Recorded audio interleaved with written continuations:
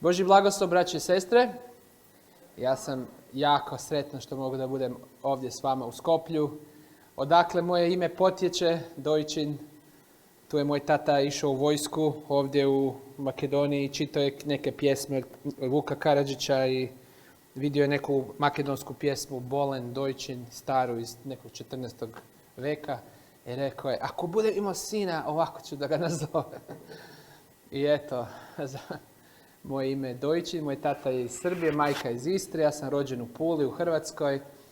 Profesor sam trenutačno sada na Weimar univerzitetu u Kaliforniji. I svako ljeto dođemo sa porodicom u Pulu i hvala Bogu mogu da poslužim. Bio sam ovog ljeta i gdje sam se bio u Vrnjačkoj banji propovjedao i u Ljubljani i u Vojvodini i crkva u Minhenu je isto zvala. Tako da ovo ljeto sam bio mnogo propovjedao, a evo sad sam došao i kod vas. Tako da mi je drago na pozivu, hvala što ste se odazvali, što želite da čujete Božju riječ uvijek. I sad ovo, jučer smo, četvrtak i petak, imali smo 2 predavanja o 7 crkava. To smo već prošli, 7 crkava i sad idemo na pečate. 7 pečata. I 7 crkava su kao jedna historija kršćanstva. Kroz 7 perioda. To smo gledali, to smo proučavali. A 7 crkava ima sve. I loše, i dobro, i ružno, i lijepo, i sve što... Sve. Kako je crkva onako baš jedan rentgen. Isusov rentgen za crkvu.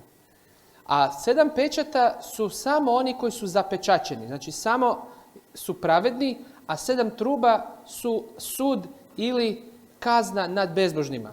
Znači ono se odvajaju. Bezbožni i pravedni se odvajaju. U 7 crkava sve je pomešano. A onda ovdje se otvara knjiga suda i onda Bog gleda prvo sudi pravedne i pokazuje svoje zapečaćene. Do 144.000 u 6. pečatu. I onda u 7. pečatu se otvaraju, izlaze trube. I onda 7 trube su upozorenja.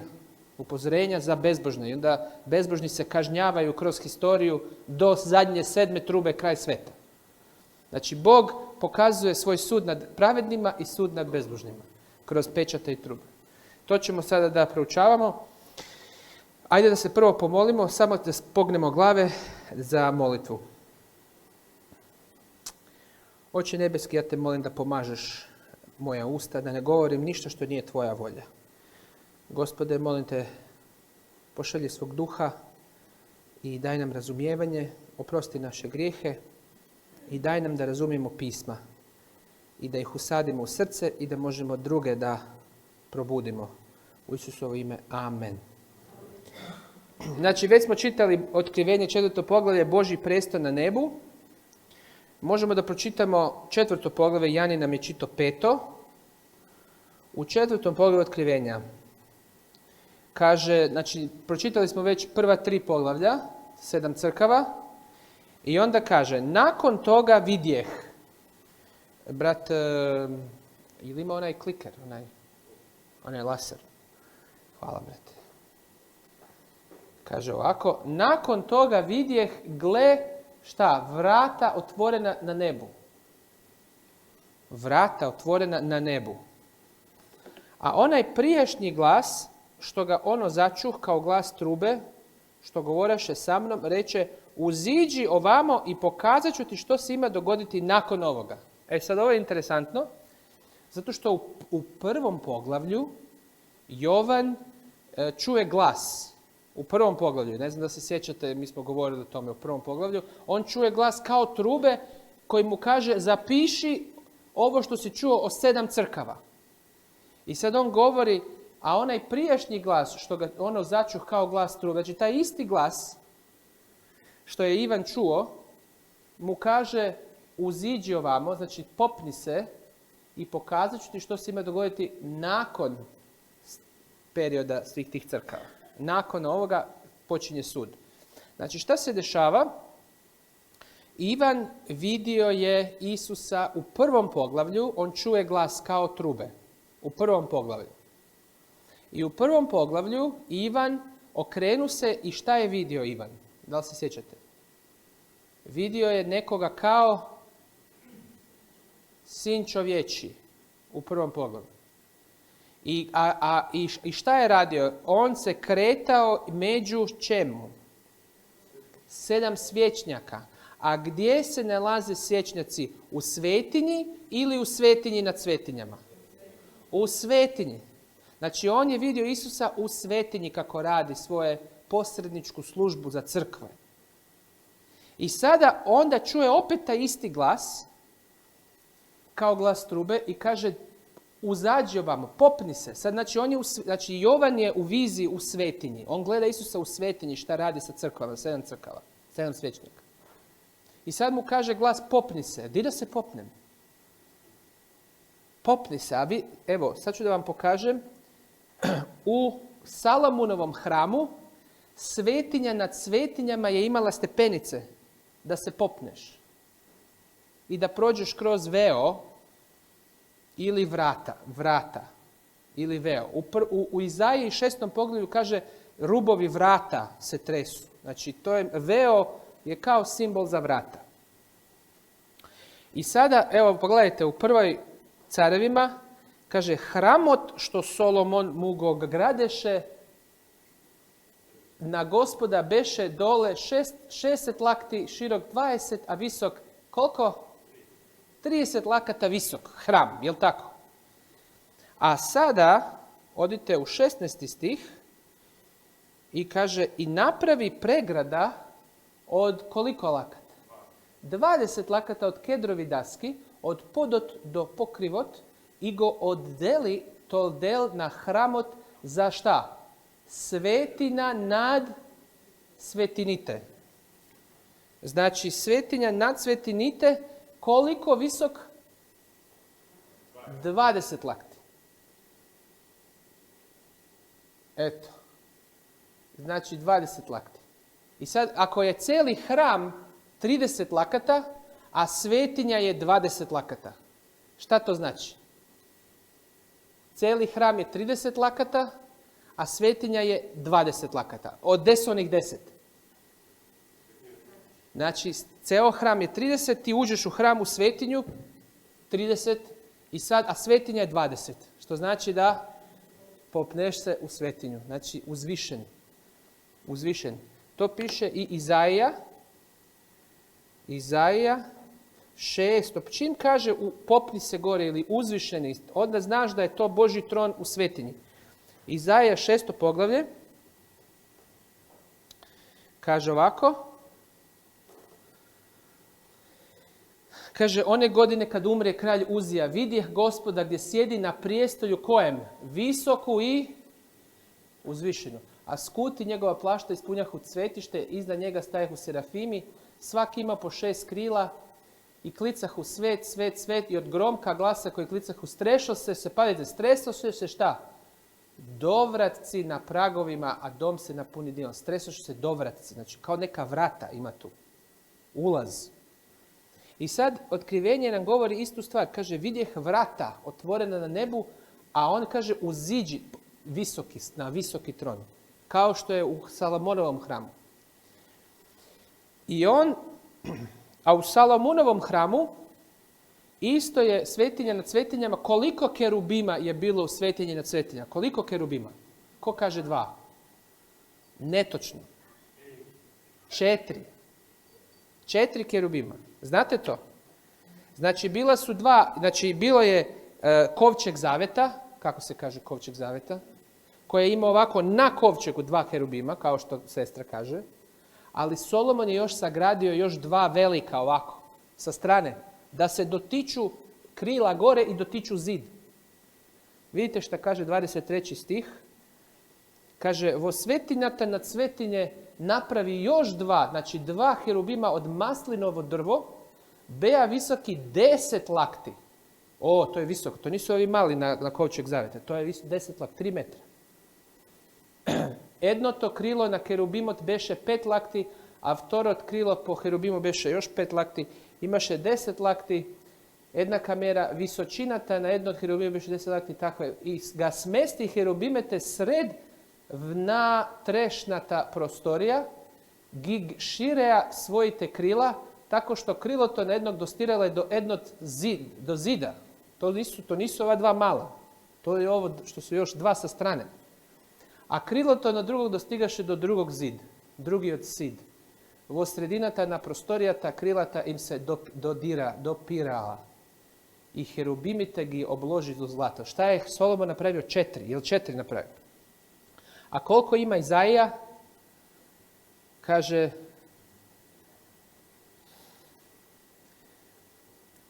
znači, serafimi i oni pevaju, a sad vidite otkrivenje. U otkrivenje kaže ovako, a pred prestoljem kao neko stakleno more, nalik na prozirac i kaže oko prestolja 4 bića. 4 bića. Sprijeda i straga puna očiju. Šta to znači? Puna očiju. To je simbolično. Znači da im je Bog dao da sve vide. Oni vide sve u svemiru, oni su svedoci. Oni su najviša bića u svemiru. Nakon Boga oni su najjači na svemiru. Oni imaju toliko znanje i oni komandiraju sve druge anđele. 4 ta kerubima, na 4 strane univerzuma. I sad, kao u Solomonovom, znači Mojsije je napravio onako jednostavno, glavna stavke, a Solomon je dodao dodatke da bude još detaljnije. I sad, šta on vidi? Znači, čim ima 4 kerubima, čim vidiš 4 bića, gdje je to? To je u svetinji nad svetinjama. Kad se popeo gore, znači on je sad u svetinji nad svetinjama. A mi znamo šta Isus radi u svetinji nad svetinjama. I šta ćemo sada vidjeti?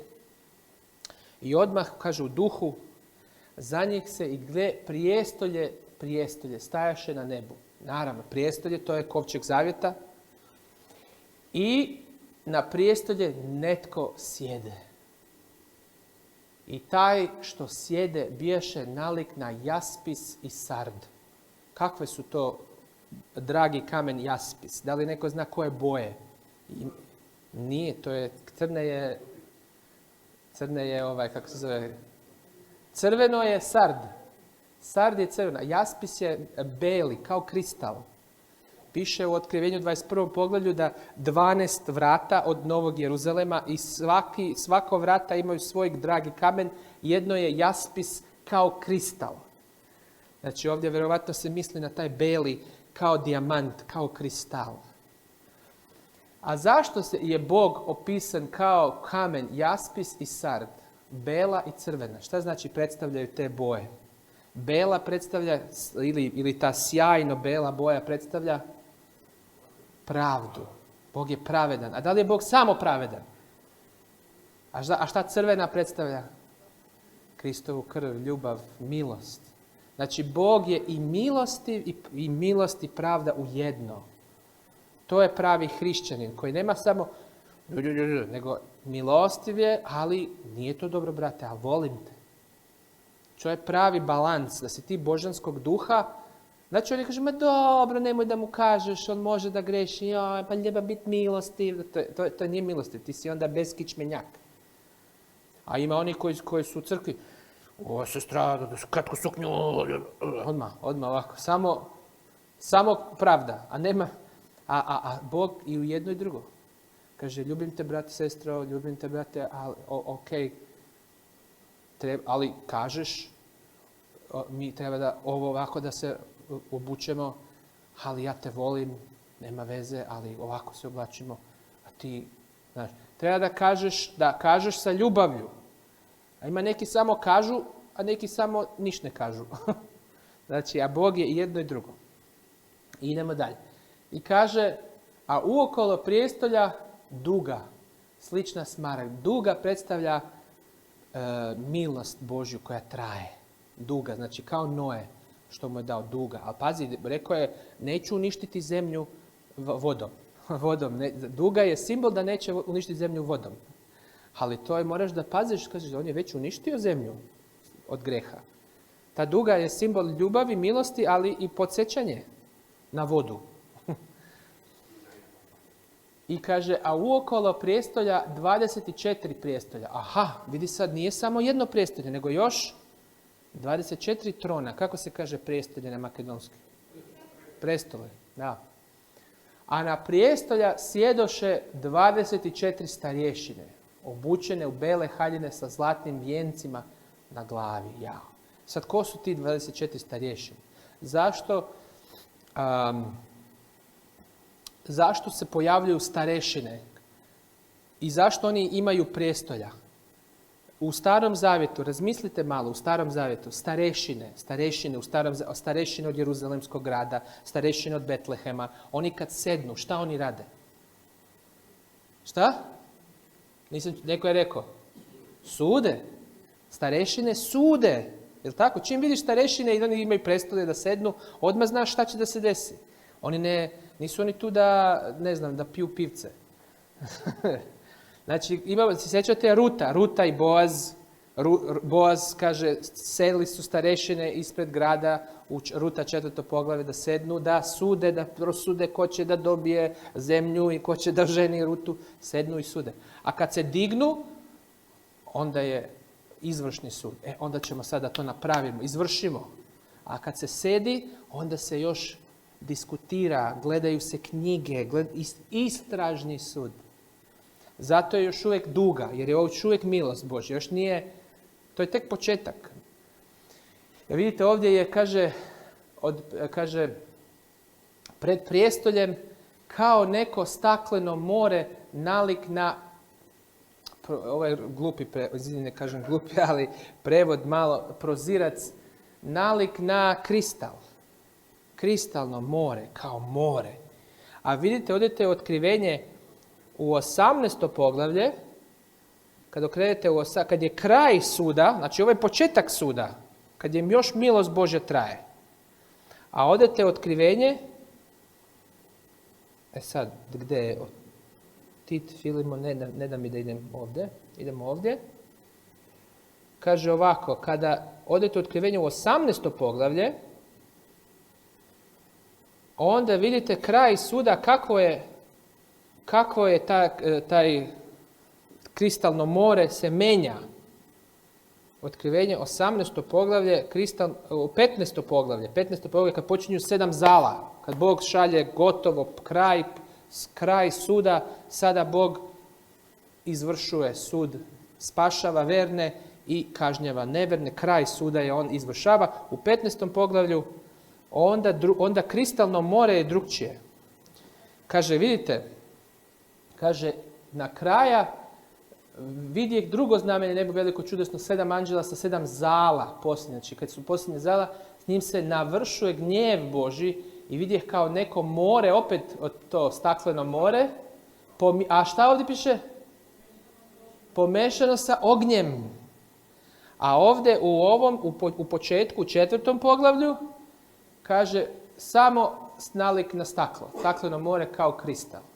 Nema pomešano sa ognjem. Znači ovdje je još uvijek Božja milost. A u 15. poglavlju kad počinje, on kaže pomešano sa ognjem počne. Znači odmah boje asociraju na ovaj početak suda, a ovo će da bude kraj suda. U 15. poglavlju. I tu su starešine. I kaže, i stoji 7 ognjenih zubalja, to jest baklji, 7 duhova Božjih. I svako biće ima neko svoje, slično lavu, drugo biće juncu, treće biće čovječe, četvrto biće leteći orao. To su bile 4 simbola Izrael. Znači Juda je bio lav,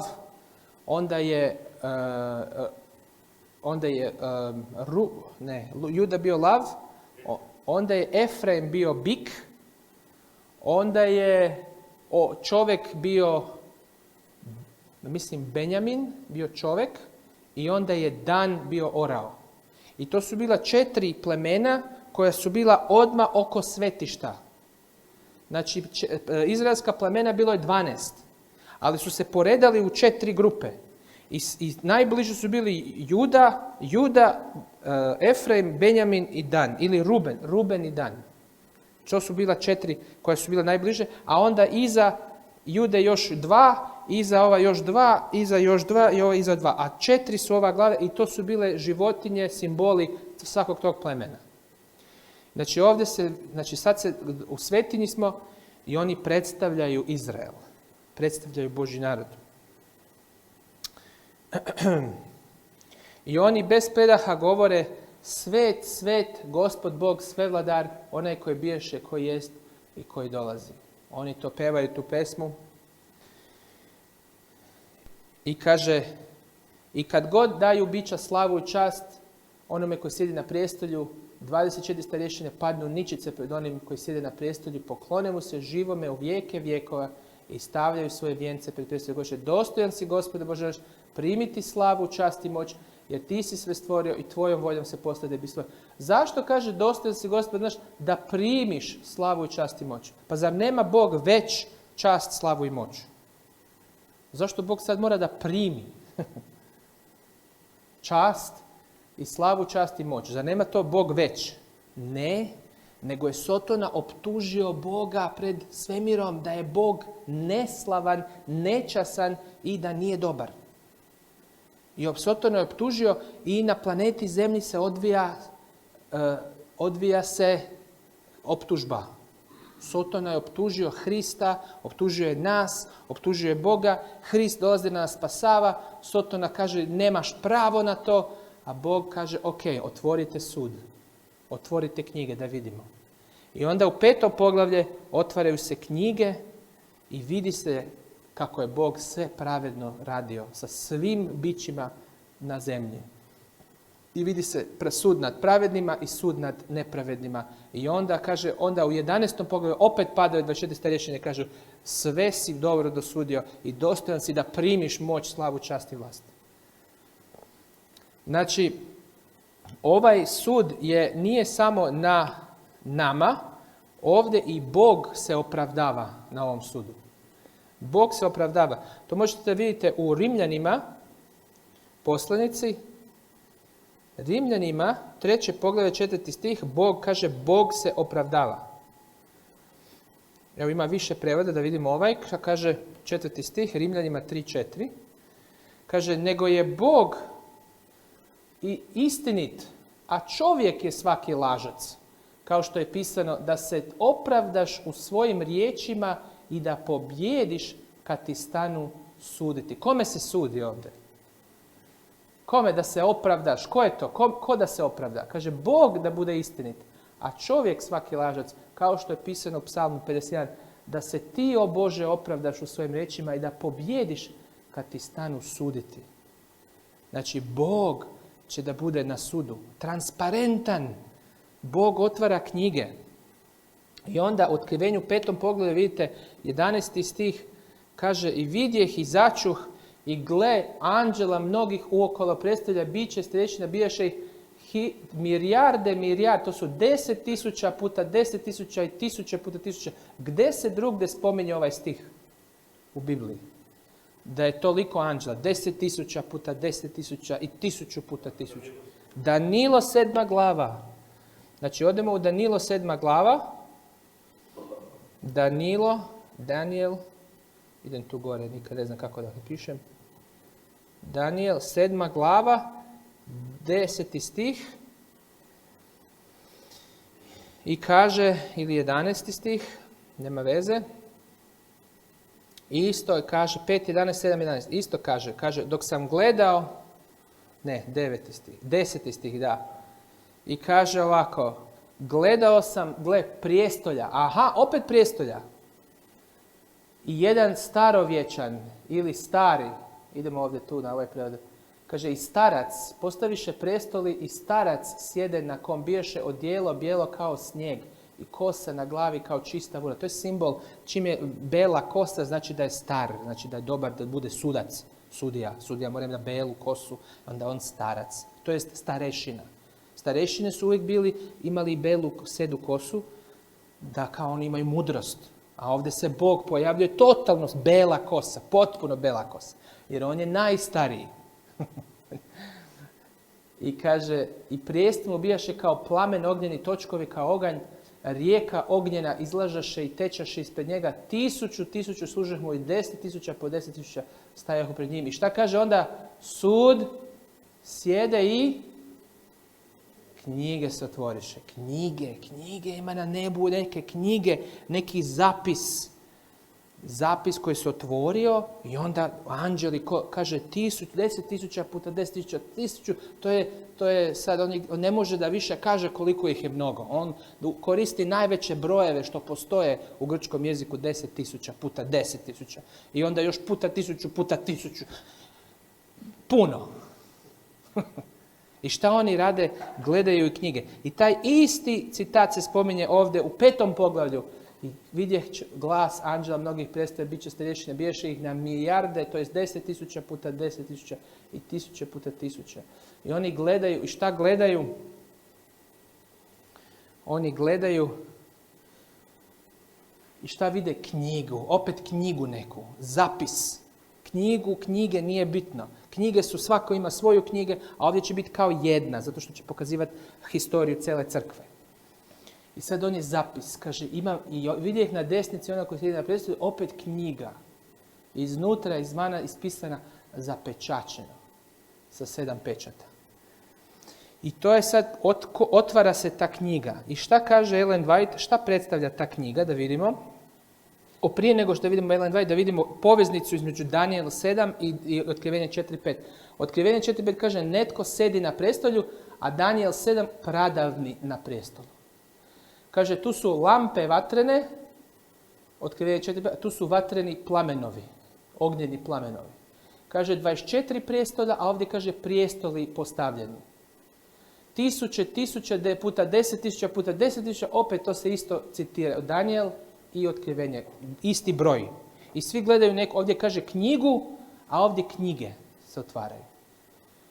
Ovdje kaže janje se pojavljuje pokraj prijestola, a ovdje dolazi, kaže, zaklano janje. Kaže, ne, sin čovječi. A ovdje janje, a čuje se zvuk lava. To su drugčiji simboli, ali ista stvar. Kaže, janje se pojavljuje pokraj prijestolja, a ovdje sin čovječi prilazi ka prijestolju. Ovdje janje prima kraljevstvo i slavu, sin prima kraljevstvo, slavu i čast. Daniel 7. Sveci Božji primaju kraljevstvo, sveci Božji primaju kraljevstvo. Isto, znači kroz sud prima i Isus se opravdava i mi se opravdavamo na sudu. Znači, Daniel 7 poglavlje i Otkrivenje baš aludira na Daniel 7. I onda šta kaže Ellen White o toj knjizi u Otkrivenju 5. poglavlje? Kaže, čitamo o knjizi u Otkrivenju koja je bila u ruci jednoga na prijestolu. Tamo je knjiga viđena i nitko je nije mogao otvoriti, pa je bilo veliko tugovanje, plać i muka. Ali netko je onda rekao, evo ga lav iz plemena Judina, on može otvoriti knjigu. I Isus uzima knjigu i kakva je radost tada nastala. Knjiga je otvorena i sada se može čitati. I pazite šta kad se otvori knjiga, šta kaže Ellen White? I kaže, i svaki će slučaj biti presuđen prema onome što je napisano u toj knjizi. A kad se knjiga otvorila? Znači, knjiga se otvori da bi se moglo suditi, jel tako? A kad je počeo istražni sud na nebu? 1844. Znači, Otkrivenje 4.5 pokazuje početak istražnog suda. Onaj koji zapisuje sve nakane srca i svaki član ljudske obitelji će tada zaključiti jesu li dijela njegova bila na proslavu Boga ili samoga sebe. Tu počinje sud. Evo ima drugi citat od Ellen White, kaže, treba da se dogodi obnova u svakom domu. Da li ste spremni za šta? Za sud. A kad sud počinje? Da li vam je ime u toj knjizi koja je zapečačena? Ako zapis u toj knjizi bude preporučio vaš način života, tada će Krist reći, sjedni sa mnom na mome prijestolju. To je za Laodikeju. Laodikeji je dao to obećanje. Sjedi sa mnom na mom prijestolju. Znači, da li ste spremni za sud? A kako će da se sudi? Knjiga. Ta knjiga, ta iz 5. poglavlja. Zato je to peto poglavlje tako bitno za nas adventiste. A mnogi adventisti misle da to nije istražni sud. Pa zašto pucamo sami sebi u nogu? Pa mi imamo, znači Danilo 7 govori istražni sud, ali i otkrivenje isto. Evo što kaže u generalnoj konferenciji 1909. Ellen White imala propoved i kaže: što ćemo učiniti u dan kad se knjige otvore i svakom čovjeku bude suđeno prema onom što je napisano u knjigama? I onda šta kaže? Odmah kaže, peto poglavlje otkrivenja treba pažljivo proučiti. Ono je od velike važnosti za one koji će sudjelovati u Božjem dijelu za ove posljednje dane. Znači ona govori o sudu i bit će suđeno čovjeku i onda kaže peto poglavlje proučavajte. Evo, jel proučavamo to poglavlje? Hvala Bogu. Znači čitamo o knjizi o otkrivenju koju nitko nije mogao otvoriti. Knjiga je sad otvorena i sad se može čitati i svaki slučaj će biti presuđen prema onome što je zapisano u toj knjizi. Znači, sada vas pitam, ako je ta knjiga kao neki record, kako bi preveli record? Zapis, historijski zapis, prema kojem on otvoriš i onda znaš, ti si pravedan, ti nisi. Po toj knjizi znamo. Onda šta kaže ovako Biblija? Moramo prvo, ko počne da se sudi prvo? Prvo kaže, da, 1. Petrova 4.17. Šta kaže 1. Petrova 4.17? Jer je vrijeme, vidite šta kaže 1. Petrova 4.17. Kaže, jer je vrijeme da počne sud od koga? Od kuće Božje počinje sud. Ako li najprije od nas, kakav će biti kraj onima koji se ne pokoravaju evanđelju Božjem. Znači, prvo je sud počinje sa Božjim narodom. A onda kraj suda, oni koji se ne pokoravaju evanđelju. Znači, kad se otvori knjiga, knjiga je knjiga suda. I šta izlaze? 1. pečat, 2. pečat, 3. pečat, 4. pečat, 5., 6. pečat, to je sve Božji narod. A u 6. pečatu 144.000 savršeno zapečaćeni. Znaš, sve ide pomalo i na kraju proizvod, na kraju. Prvih 6 pečata Božja kuća, kuća Božja. A onda 7. pečat, to je kraj, jel tako? To je kraj. Šta je u 7. pečatu? U 8. poglavlju otkrivenja on kaže otvori 7. pečat i izađu 7 anđela sa 7 truba. I onda prva truba, uništenje ovo. Druga truba, uništenje planine, Rim, pa Izrael, pa Rim. Svi koji su proganjali Božji narod u pečatima, sad Bog to tu kažnjava kroz trube. Sud. Bog sudi. Bog je već je kroz historiju neke ljude i države i zemlje ih je već, Sodomu, Gomoru, Noe, potop, on je već Bog radio sud. A na istražnom sudu kad se otvore knjige, oni će da gledaju, a čekaj malo, kad je bio Sodoma i Gomora, da li su svi morali da umru? Samo Lot se spasio, a možda je bilo još neki u Sodomi. I onda sad svi gledaju knjige, imao je pravo Bog. Svi smo pogledali, cijeli svemir je gleda lista te knjige, gleda, 4 kerubima sa očima, svuda oči, svuda, sve, i Bog je otvorio svoje. To kad vam dođe, znate kad vam dođe Danilo, to zna, kad ti dođe porezna, jel ti došla porezna uprava ikad? Ili sanitarna inspekcija i ti sad otvoriš, ili porezna, pa onda evo knjige i vi gledajte sve šta je bilo, jel tako? Tako Bog na sudu pred svojim bićima, on kaže, nemojte meni da verujete, evo vi ste zapisivali te knjige, svi ti anđeli, vi ste zapisivali non stop sve događaje, vi pogledajte da li sam dobro dosudio zemlju. I onda na kraju suda kaže, pravedan si Bože, jesi zaista, uzmi čast, vlasti, moć koju ti Sotona okaljao. Uzmi nazad. I onda je Bog opravdan na sudu, kroz svoj narod. I sud počinje od kuće Božje. To je jako bitna, znači, tema. Znači, prvih 6 pečata sud nad Božjim narodom kroz kršćansku istoriju. Sud počinje sa kućom Božjom i onda 7. pečat, sud nad Božjim neprijateljima. To jest 7 truba se nalaze u 7. pečatu. Da vam pokažem odmah, neki možda ne znaju, idemo Otkrivenje 8. poglavlje, da vidite 7 truba kako izlaze iz 7. pečata. Znači, čim dođe, kad jaganjac otvori 7. pečat, nasta muk na nebu i vidjeh 7 anđela što stoje pred Bogom, dano je šta? 7 truba. I kad otvori 7. pečat, u 7. pečatu izlaze 7 anđela sa 7 truba. A znate gdje se trube koriste u Starom Zavetu? Gdje je u Starom Zavetu imamo 7 truba? Jerihon. Šta je bilo oko je? Koliko su trubili? Koliko dana?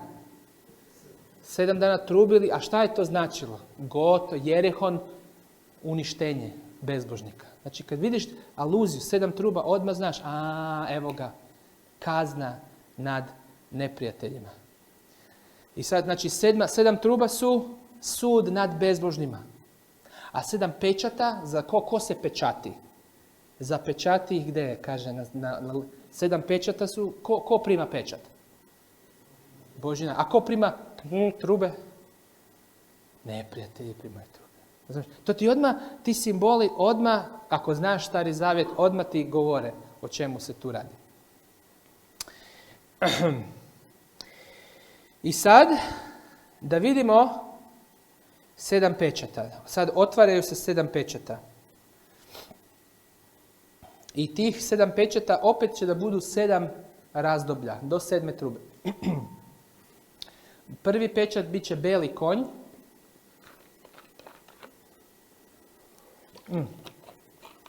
Beli konj. Drugi pečat bit će crveni konj. Treći pečat crni konj. 4. pečat bledi konj. I onda bit će mučenici, znaci drugog Kristovog dolaska i zapečaćenje, 144.000 i onda dolazi sud nad bezbožnima. Znači opet vidi se da ide od početka, apostolski period završava se sa, kaže, drži 4 vetra da ne uništim zemlju dok ne zapečatim sluge Boga u 144.000, zadnji narod. I sad idemo da vidimo prvi pečat. Prvi pečat možemo da pročitamo u Bibliji prvo, da idemo prvi pečat 6. poglavlje, Otkrivenje. Kaže ovako. I vidjeh kad Isus, jagnje naše, otvori prvi od 7 pečata, začujem gdje prvo od 4 bića govori glasom kao gromovi. Kaže, dođi. To dođi, on govori, svi da vide, dođi. Znači, to je sud gdje oni svi gledaju u taj prvi pečat. I ja pogledam, a ono, konj belac. I u njega konjanika luk. I dan mu je vijenac, te kao pobjednik pođe da pobjedi. Prvi pečat. Šta predstavlja prvi pečat? Beli konj. Gdje se drugdje spominje beli konj u Otkrivenju? 19. poglavlje, Isusov drugi dolazak na belom konju. Znači ovo je kao Isus, ovo je prvi Isusov dolazak, beli konj, i gledam i kaže dođi. I da mu luk i vijenac, pobjednik, to je pobjednik, evanđelje je krenulo u svijet. Bijeli konj predstavlja crkvu apostola, koji je osnovao sam Isus. U Otkrivenju 19.11 Isus jaše na bijelom konju prilikom svog drugog dolaska. Prorok Zaharija, 10. poglavlje, 3. stih, kaže Zaharija, jer Jahve nad vojskama pohodi svoje stado dom Judin i učini ga kao svog lijepog konja u boju. Znači konj, šta predstavlja? Šta predstavlja konj u proročanstvima? Božji narod. Znači kaže dom Judin. Znači to je, a apostoli su apostoli bili pagani ili judejci? Judejci. Znači prvi konj, prvi pečat je apostolska crkva. Znači I kaže, a onaj koji je sjedio na konju imao je luk. Šta znači luk? Pobjeda, luk, znači on ide u neku pobjedu. A kaže, u Zahariji 9.13 Gospod je rekao, Juda je moj luk. Juda je moj luk. Da vam pokažem u Zahariji, prvi pečat. Zaharija 9. poglavlje jako lijepo objašnjava. Zaharija 9. poglavlje. Kaže ovako.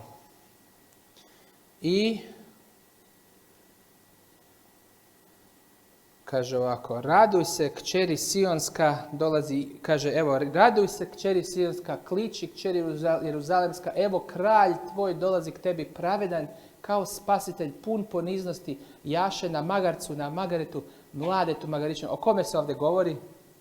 Isus, da. A sad kaže, iz Efraima, znači kad Isus dođe, onda on obećava u crkvi neće više. Isus je rekao Petru, makni mač. Vrati mač svoje u korice. Ko se mača lača, od mača će i poginuti. Znači Isus kaže, okreni drugi obraz, nema više boje, nema više rat. On kaže, iz Efraima, to je Efraim je pleme, iz Izraela, uklonit ću šta?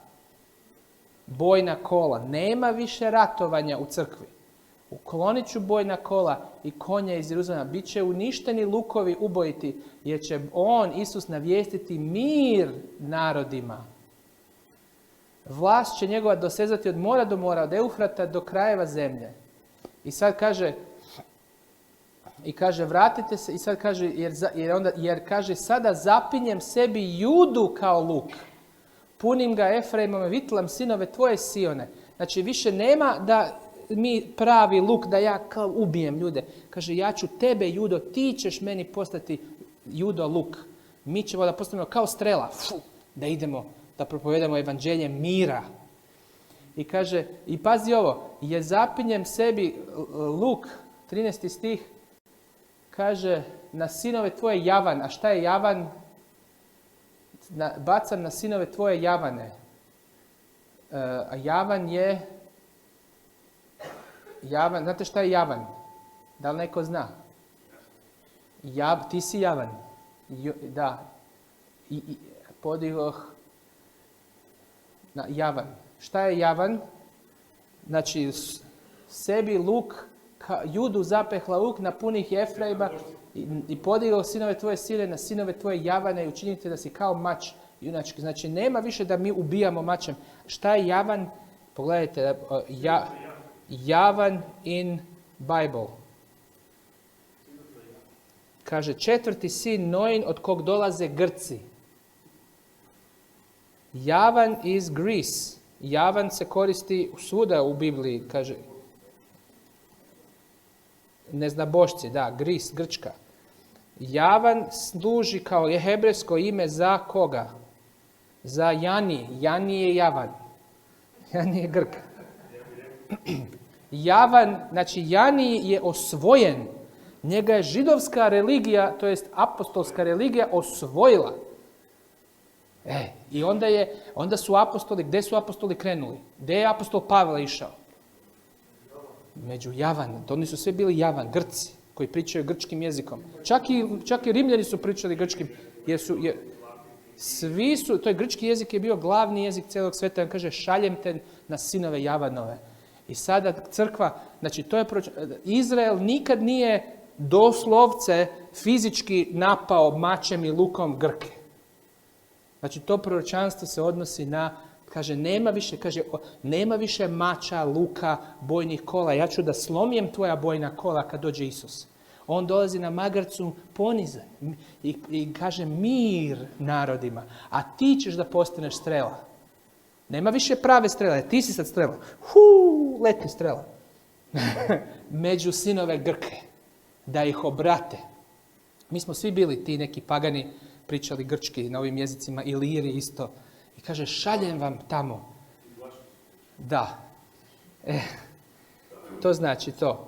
I sada otkrivenje 6. poglavlje aludira na Zahariju.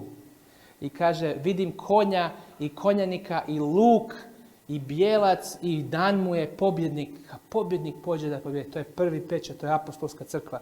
Ide i osvaja svijet za evanđelje. Ali dolazi drugi pečat.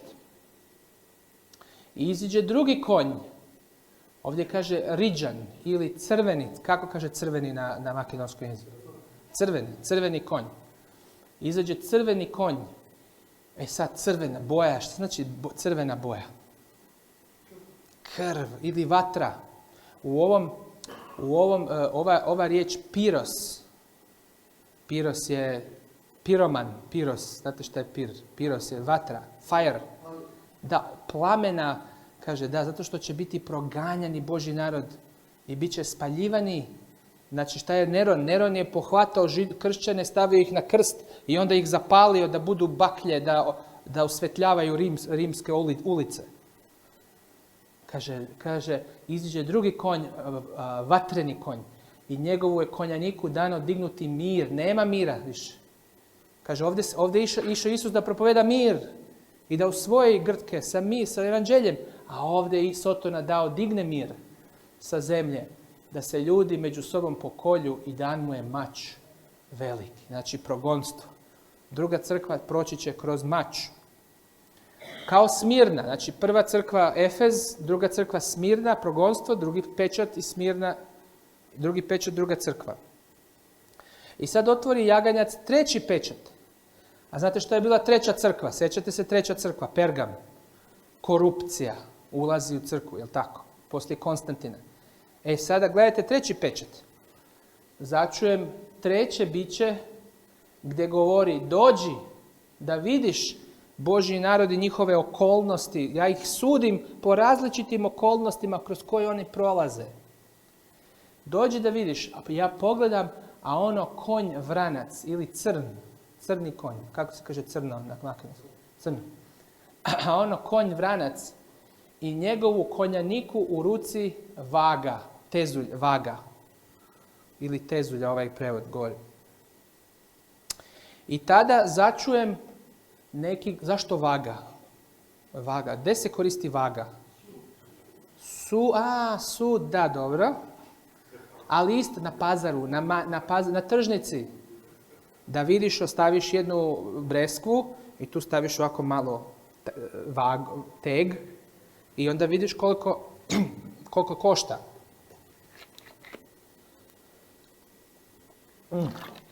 I time dosudiš koliko košta, da. Ok. I sad kaže vaga. I tada začujem kao neki glas isred 4 bića gdje govori mjera pšenice za dinar, 3 mjere ječma za dinar. Da, vidimo na makedonski prevod kako kaže. Da vidimo ovdje, ne mogu denarius, da. Ok. Čekaj da nađemo ovdje izlez, ne, psalmi, sofonija, Jakov, Timotej. Evo, ide samo do Filimona, ne da dalje. Makedonski prevod ne da otkrivenje. Otkrovenje 6:4. Evo, je to makedonski prevod. Evo ga. I kaže, dojdi, najednaš pred mene se pojavi jedan crn konj, konja nikot, što javaše na crno konju volvarakat, držaše Terezija, a? Aha, Marija Terezija, je Marija Vaga, ok. Potova čuv glas što doagaše otkaj 4 suštevstva i go kažuvaše sledno to kilogram pšenica. Viš, to je dobar prevod, kilogram. Pšenica keve čini 1 dnevnica. Kako dobar prevod! Jao! Denarius je bio dnevnica. Tada ko Isus kaže, evo ti 1 dinar za cijel dan što si radi. Odličan, koji je ovo prevod? Ovo je makedonski Novi svet. Šta je ovo?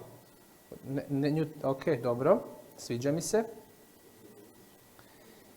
I kaže, dojdi i 1 dnevnica, kilogram pšenica, a 3 kilogrami ječma keve činit 1 dnevnica. A maslo to i vino to, ke treba da gi štedite? Ok. I šta sad ovo znači? Kaže, kilogram pšenica ke čini jedna dnevnica. Koliko je jedna dnevnica? 50 eura. Ima 50 eura u Makedoniji. 100 eura. Koliko je dnevnica u Makedoniji? 50 eura. 25? 25 eura. Dobro. Sad vidite, idite na trgovinu i 1 kilu, ne brašna, nego pšenice. Da li neko kupuje pšenicu? Skupo, 25 eura 1 kila pšenice. 1 kila pšenice koliko košta, Danilo? Koliko kila pšenice? Pa pola eura. Pola eura normalno košta. 1 kila pšenice. 40 centi. A ovdje kaže 25 eura. 25 eura kila pšenice, 25 eura. A ječam je još jeftiniji. Ne? Kaže 3 kila ječma isto 25 eura. A ječam i jeftiniji inače. Šta to znači? Ako je nešto tako jako skupo, šta to znači? Da li ga ima mnogo? Nema ga mnogo, svi ga traže. Bogataši jedino mogu da ga kupe. Šta to znači? Kad nema mnogo pšenice, nema ječma, šta se dešava u zemlji? Kriza, nema pšenice, čovječe, to je glad. Nema hleba, nema ni ječma, nema hleba. Znači glad, zato ovaj drži vagu. 3. konj, crn konj, glad. Glad. I sad, ali ovo je duhovna glad. Šta to predstavlja pšenica i ječam? Radi se kruh. Šta predstavlja hleb u Bibliji? Isus kaže, da. Kaže ovako. Kaže, hleb, kaže, dao si, Jeremija 15:16, dao si mi reč svoju, a ja sam ih pojeo.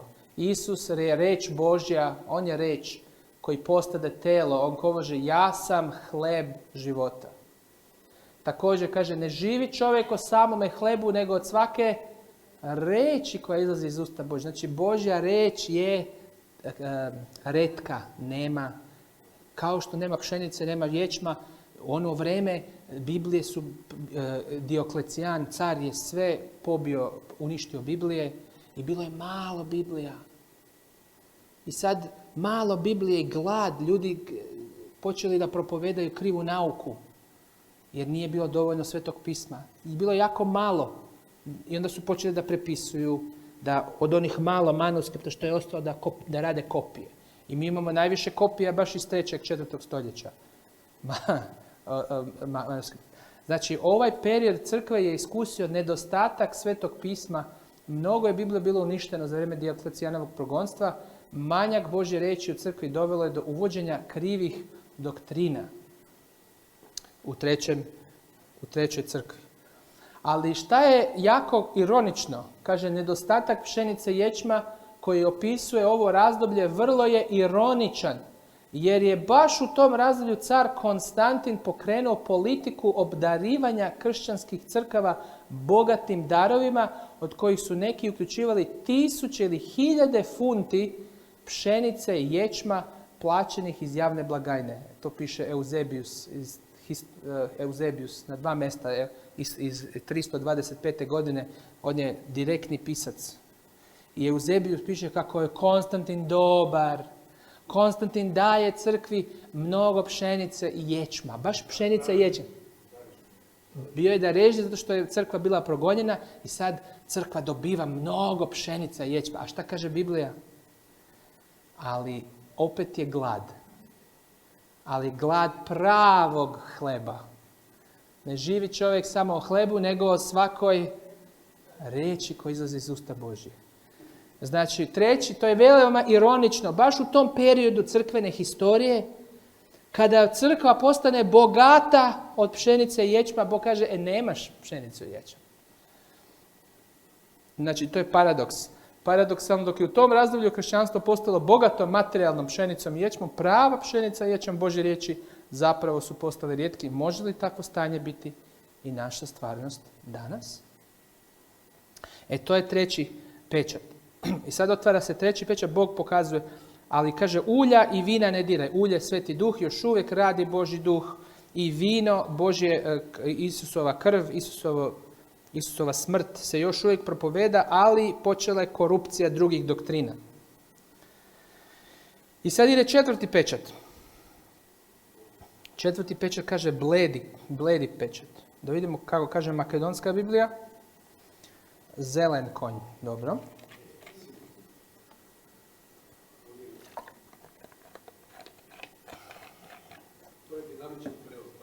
Dinamičan, aha. A evo tu imam ja isto, šta je ovo? Imam hrvatski isto. Kaže, kad je janje otvorilo četvrti pečat, začuo sam glas četvrtog bića, reklo je, dođi. Pogledao sam, a ispred mene je stajao sivi konj. A ovdje kaže... a ovdje kaže, konjanik opet na sivo-zelen konj. Kog janje tog otvaraše četvrto pečat, se oglasi četvrto sveštenstvo, kreće, dojdi, najdeš, pred mene se pojavi sivo-zelen konj. Super. Grčka reč je kloros. Kloros. Što znači klorofil. Zelenkast, ali bledo zelen. Bledo zelen, a to je boja koja se koristi u grčkoj poeziji kada dođe kuga, bolest. I onda ljudi ovako leže mrtvi, onako bledo zelenkasto onako. Onako bledo, ko pljesan. Kako se kaže pljesan? Mufa, da, uhvatila se mufa, da. Ovaj mufasti konj. To je najbolji prevod. Kaže sivo-zelen, da, sivo-zelen konj, mufa. Mufasta boja. Zašto? Znači drugi pečat mač, rat, treći pečat glad, četvrta pečat bolest. To je bilo u Starom Zavjetu kad je Bog kaže ako budete neverni, ja ću vam poslati mač, glad i bolest. I zveri. On to govori. U Starom, to je uvijek bila kazna za Božji narod kada Božji narod otpadne. I onda mi vidimo i ovdje da se to dešava. I sad dolazi ovaj tu i kaže koga jagnjeto go otvoraše četvrtu pečat, kaže najednaš pred mene se pojavi sivo-zelen mufasti konj, konja nikod što javaše na sivo-zeleni od konjce vikaše smrt. To se smrt, reč tanatos, se često koristila za kugu. Evo dolazi smrt, smrt ide po gradu. To je bio kao covid, kao neki, pestilence. Pestilence, znači neka bolest. A vo njegova pridružba beše adot, had, znači smrt. I njim biješe dadena vlast nad 1/4 od zemljata. Šta se desilo? Kad je počeo, znači konstant period je, treći pečat je period od 313. do 538. godine. To je treći pečat. A onda dolazi Justinijan, car, 538. godine i spaja crkvu i državu i kaže da i onda papska crkva kontrolira cijeli svijet. I te godine, kad je Justinijan napravio 2 godine, nakon toga dolazi bolest. 540. godine poznata Justinijanova kuga, koja je pobila tačno 25% Bizantije. Četvrtinu. A poslije u srednjem veku se to dešavalo opet. Puno je bilo kuge kroz srednji vijek. I tačno, ja imam u svom komentaru, imam baš mogu da vam pošaljem moj komentar, govori se 25% Njemačkoj, 25% u Francuskoj, četvrtina sela umrlo. Četvrtina ljudi bi umiralo. Baš 25%. Znači kao što kaže Božja riječ, tačno 1/4 od zemljata. Za da ubivat so mač, so glad i preku bolesti i preki divi sverovi. Ovdje sve, i bolest, i mač, i glad. Ovdje je sve. Ovo je četvrti pečat, to je četvrta crkva Tijatira, to je srednji vek. Tu je sve. I progonstvo, i glad, Božje reći, i bolest, fizička bolest, i duhovna bolest. Ovdje je sve u četvrtom periodu. U drugom periodu je bilo samo progonstvo. A ovdje je i doktrina otpala, i progonstvo, i doktrina, i bolest, duhovna crkve. Četvrti pečat je najteži slučaj. A kaže, i preko divi zverovi. Šta znači zverovi? To su zveri.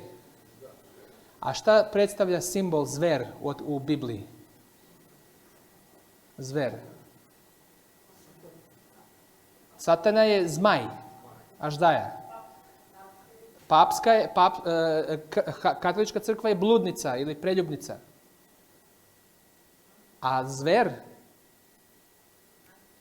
znači žena sedi na zveri, carstva, države, politička carstva. Znači ovdje kaže, spojila se država sa ovim koji sedi na konju. I kaže, i ljudi umiru od zveri. Znači od političkih carstava koje je kontrolirala papska crkva u srednjem veku, bilo je progonstvo. I sad, to je četvrti pečat. Četvrti pečat isto kao četvrta crkva. Četvrta crkva je Tijatira, progonstvo, Ahab, Jezabela, crkva je država, spajanje. Ovdje imamo isto državu, znači različite države, Francuska i Engleska i Njemačka i Španjolska, proganjaju Valdenžane, proganjaju Božji narod.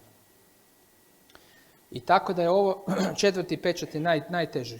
Onda dolazi peti pečat. I sad peti pečat, sjetite se pete crkve. Koja je bila peta crkva? Sard. A šta je Bog obećao onima koji pobede Sardu? Bele haljine. A gledajte šta dobiva peti pečat.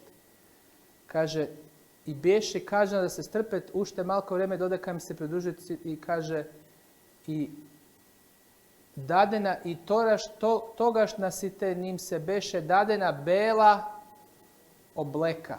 Znači, bele haljine su dane ovdje u petom pečatu, a tamo isto u petom crkvi isto bele haljine. Znači, to je, šta je ovdje, šta se dešava? U petom pečatu, u petoj trubi, vidite, ne u petoj crkvi, peta crkva kaže, ima nekih, kaže, imaš u Sardu nekolicinu imena što ne okaljaše svojih haljina, oni će hodati sa mnom u belini jer su dostojni. A drugi kaže, obrati se jer nisi savršen. Protestanti nisu nastavili u posvećenje i bele haljine nisu zadržavali, nego samo vera bez dela. Ali imaš u Sardu neko što ne okaljaše sve, oni će hoditi sa mnom u belom jer su dostojni. Znači ovdje crkve su sve. Crkve imaju i dobro i loše. Vidite? Crkve. 7 crkava. 7 crkava imaju i dobro i loše. A pečati samo Božji narod. Vidite šta je u pečat? U pečat kaže ovako, koga jagnjetogo otvori petitot pečat, pod žrtvenikot gi vidov dušite na lugeto, što biješe ubijeni poradi nivnata vera i propovedanje na Božjata poraka. Na Božjata, šta je to poraka? Reč, poruka, Božja reč. Božja poruka ili u originalu je Božja reč. Tko je u petoj crkvi? Ko je propovedao Božju reč? Šta je bio glavni centar reformacije? Glavni centar reformacijske doktrine. Šta je Luter prepisao? Pa da, kaže Danilo, prva stvar je da li tradicija ili Božja reč. Znači, centar protestantske doktrine je bila Biblija, Božja reč, Božja poruka. I mnogi su bili ubijeni. William Tyndale, znate ko je bio William Tyndale? On je prvi preveo Bibliju na engleski jezik. I kralj Engleske ga uhvatio i spalio ga na lomači. I on je plakao dok je u vatri bio, Bože, promeni srce kralju Engleske, i umro. I za 10 godina kralj Engleske se pokajao i dozvolio je da Biblija bude u Engleskoj, na engleskom jeziku i da se propoveda pravo evanđelje. Hvala Bogu. A mnogi su i u Njemačkoj anabaptisti, a u Francuskoj hugenoti, 100.000 hugenota pobila katolička crkva u jedan dan. Bartolomejska noć. I zato, kaže ovdje, i anabaptiste po Švicarskoj su ubijali, bacili, kaže, neću da krstim moju decu, ja ću da krstim kad budu veliki. Onda moraš da umreš. I onda su uhvatili Felix Manz u Zirihu, stavili mu oko vrata kamen i bacili ga u jezero. I on je umro. Nije htio da krsti svoju decu malo. I mnogi anabaptisti su tako proganjani, ubijeni, mučeni, zatvore bacani, paljeni. To je bilo za vrijeme protestantske reformacije. Znaš, a Valdenžani za vrijeme srednjeg veka, oni su isto bili progonjeni. Ali oni beže pa se sakriju. A ovdje protestanti su počeli, uzmu Njemačku, uzmu Švedsku, uzmu Nizozemsku, uzmu Englesku, uzmu Škotsku, uzmu Švicarsku. I onda je to bilo politički. I onda je crkva katolička napala. I to je bilo mnogo mučenika. To je bilo više mučenika nego za vrijeme srednjeg veka. Za vrijeme protestantske reformacije. I zato u kad je peta crkva, protestantska crkva, kaže, koga jagnjeto ga otvori peti od pečat, kaže, vidih dušite na lugeto što bile ubijeni poradi nivnata vera i propovedaše na Božjata poruka. I ti glasno mi se obraka na Gospod, sveti veren gospodaru, do koga ke je odložuvaš presudata i odmazdata za našata krv nad žitelite. Znači on pita, jer je sud. I on je tvorio i kaže, to je simbolično. Nisu oni sad tu u pečatu, žive u pečatu ovako. To je simbol. Znači simbolično. Oni kažu, kad ćeš da nas opravdaš? Jer mi smo na zemlji svi bili dosuđeni da smo krivi. Kaže, do kada? I togaš nasite im beše dadena bela obleka, a im beše kaže da se strpat ušte mlalku vreme dok im se ne pridružat site drugari i sotrudnici što ke vidat ubijeni kako i ti je, kako i oni. Znači ovdje, a šta znači ovdje kaže da su se ispod žrtvenika? Gdje je žrtvenik? Pod žrtvenikom gividov dušite. Kaže, da li na nebu duše ovako žive sve ispod nekog žrtvenika, ovako sve žive duše. To je simbolika. Kao što je simbolika i četvrti pečati, svi pečati. Nije konj ovako, na konju sedi smrt. Nije, to je simbolika. Razumiješ? A šta to znači da su oni bili ispod žrtvenika? Zašto ispod žrtvenika? Šta to znači? Šta se radilo u žrtveniku u svetištu? Svetište je imalo žrtvenik, je li tako? Žrtvovala se Isusovo, janje se žrtvovalo, koje predstavlja Isusa, je li tako? Onda se uzimala krv i prskalo se na ulaz, na zavesu, zato što Hristova krv nama daje ulaz u svetište, u Božju prisutnost. A ostatak krvi se bacao gde? Ispod žrtvenika. I tu je svako krv bilo i to je oticalo i oticalo je tamo. I to se gazilo, to je po patosu, po podu, po prljavštini. Šta to? To simbolizira nešto. Ima ljudi, Kristova krv za neke ljude će biti šta? Ulaz u spasenje. A za većinu ljudi, većina krvi, za većinu sveta šta? Pogažena. To je simbol. I zato ovi mučenici, gdje se oni nalaze? Njihova krv kao viče, kao Abelova krv. Jer je pogažena. Oni su ih pogazili i prezreli su ih. Oni su prezreni i izgaženi jer su bili proganjani od katoličke crkve koja je njih osudila kao heretike, kao gad zemaljski. I oni se sada simbolično ispod oltara, tudi se gazi. Oni plaču, dokle ćemo da budemo tako obeleženi. To naravno, to je simbol. Nisu oni živi. To je sad samo na sudu. I kaže Bog, još malo i dobit ćete nagradu na sudu. Znači ovo je sve sud i dobit će nagradu. To su bili verni ljudi koji su bili mučeni iz perioda protestantske reformacije. Hugenoti u Francuskoj, Valdenžani u Italiji, engleski mučenici, škotski mučenici. 300 engleskih pastora je krvava Marija zapalila na lomači. Možeš danas da ideš u Oxford i da vidiš mjesto gdje su ih spalili. Piše Latimer, Ridley, Latimer i kaže Cranmer. Da, oni su bili spaljeni. John Knox je preživeo, nije bio spaljen, on je u Škotsku pobjegao. U Škotskoj su poslije 1000 mučenika bili anabaptisti, u Njemačkoj pobjegli u Ameriku i tako dalje i tako dalje. Znači, šta vidimo ovi pečati? Tu ćemo da uzmemo pauzu prije nego što idemo u 6. pečat. Znači, šta možemo da vidimo iz ovih pečata? Možemo da vidimo kako Bog otvara sud za svoj narod. I onda Bog pravedno sudi. I Bog pokazuje sve okolnosti kroz šta je crkva prošla. I pokazuje ova 4 konja. Vidjeli smo 4 konja. A ta 4 konja se spominju još jedanput u Zahariji 2. poglavlju i u 6. poglavlju. Zaharija 2 i 6. A zašto se to spominje? I ovo je jako važno. Zaharija 2 i 6. Možete pogledati da proučavate to.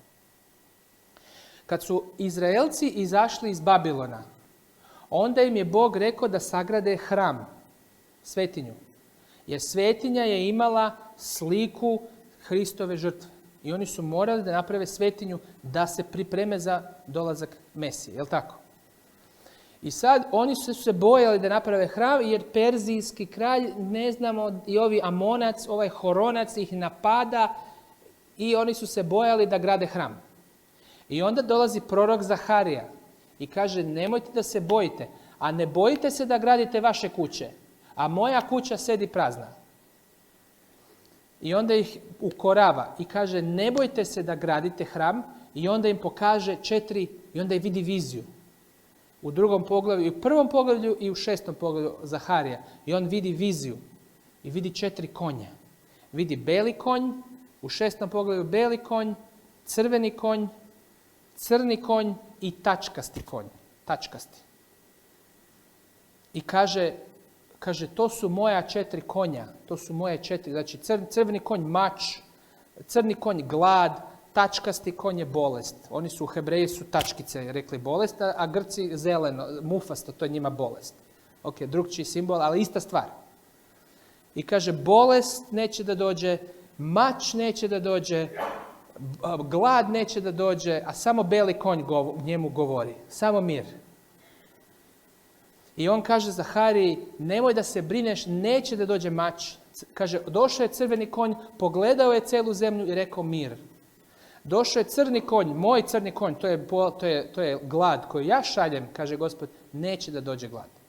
Neće da dođe bolest. Gradite hram.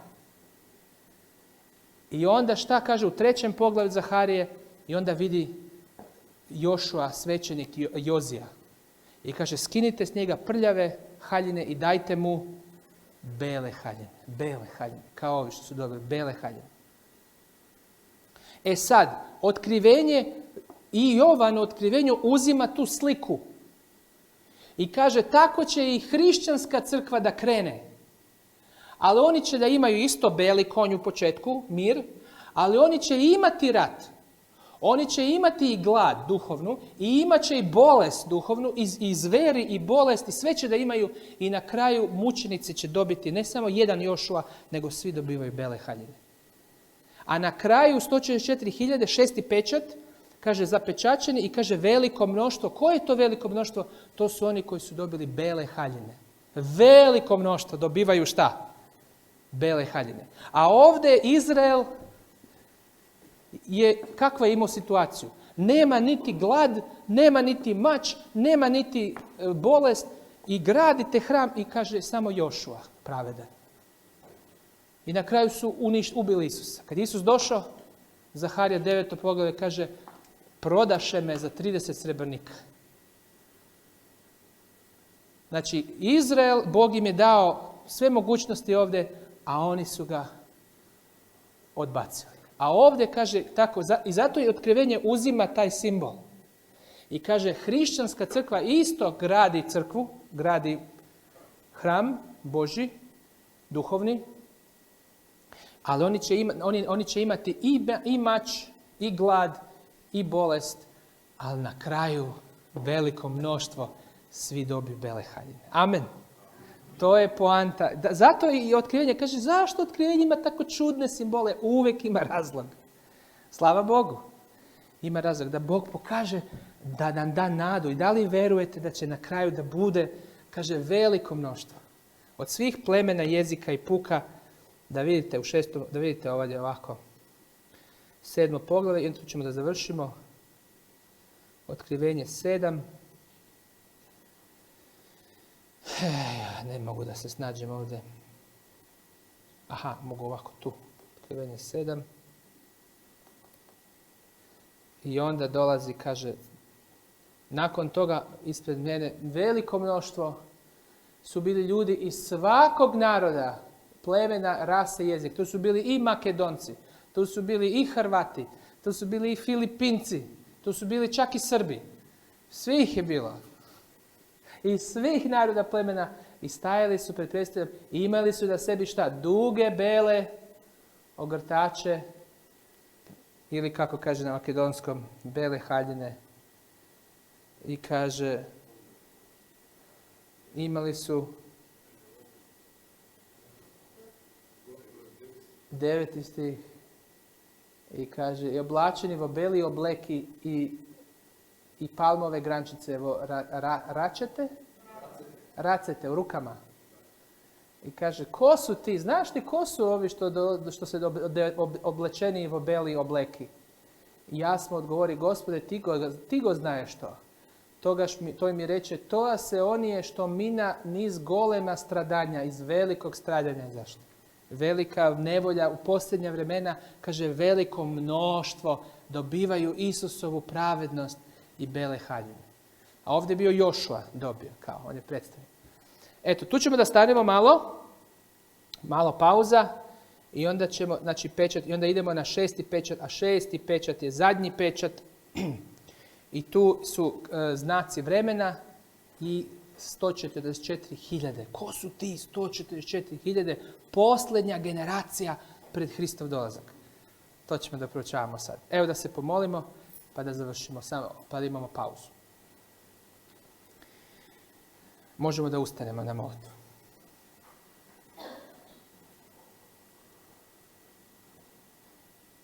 Oče nebeski, hvala ti što si nam dao otkrivenje i pečate da vidimo kako ti sudiš pravedno svoj narod, kako si ga zaštitio. Iako je prošao kroz teška vremena, ti si imao svoj ostatak i imaš ga i danas.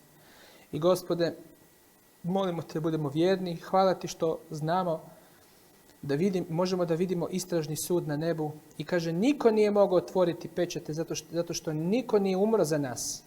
Samo si ti umro za nas i tvoja krv nas može jedino na tom sudu i opravdati.